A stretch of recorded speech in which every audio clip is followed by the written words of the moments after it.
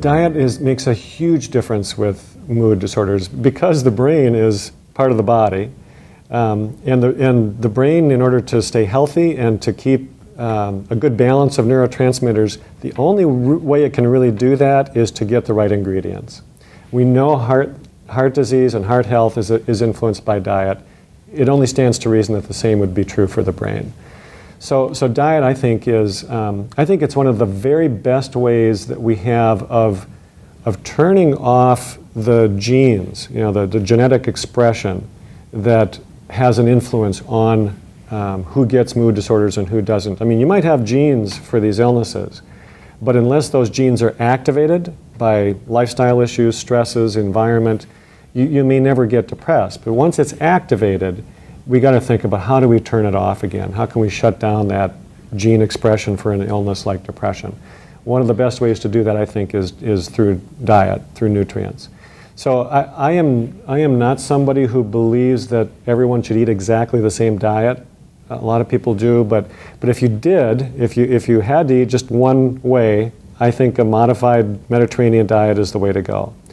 But I believe that people have different body types, different mind-body or emotional types, and that the diet should vary a little from person to person. So, for example, somebody who's primarily anxious, who has a lot of stress-related symptoms, can't sleep, feelings of insecurity, what I call an anxious depression, they're a little better off focusing more on foods that help boost tryptophan and boost serotonin and are calming.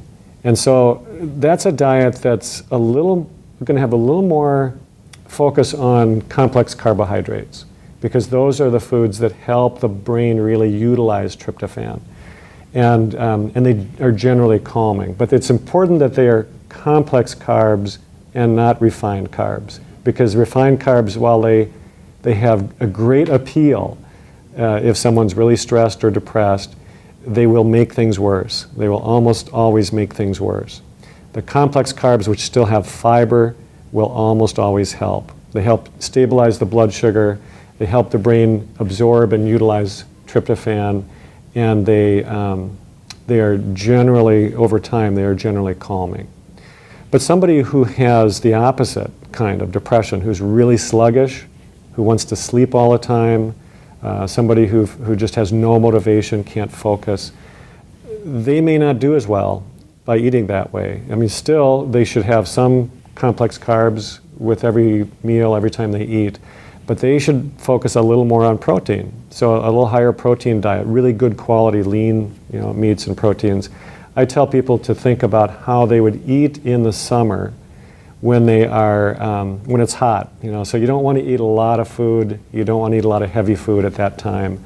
So think about eating light, a lot of fresh fruits and veggies, and then just some lean protein sources. And then also eating foods that are not inflammatory. So inflammation plays a very big role in depression.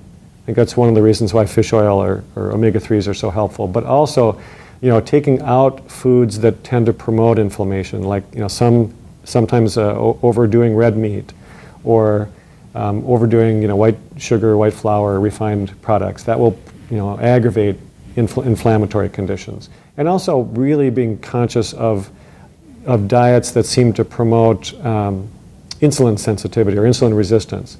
And those are things very similar, diets that contain too much simple carbs, refined sugars, high fructose corn syrup. Those are the kinds of foods that cause weight gain in the midsection of the body, and that's just really, really hard on the brain. Most people aren't aware of this, but that adipose tissue, the fat tissue that tends to congregate around the belly, the center of the body, very often produces more stress hormones, which just perpetuates the problem of depression. And also, many people, without knowing it, are eating foods every day that their body is sensitive to, that they're reacting to. It's not exactly an allergy, but still the body is kind of rejecting that particular food. And you don't know it because you never go without it. You eat it all the time, and so you feel badly every day, but you don't tie it with your food. And so the common examples for those are wheat and corn, for some people dairy, for some people it's the nightshade vegetables like eggplant, peppers, tomatoes, potatoes. But it's worth trying to find out by doing some kind of modified elimination diet, working with a good nutritionist, to see if your body is reacting against something that you're just eating all the time.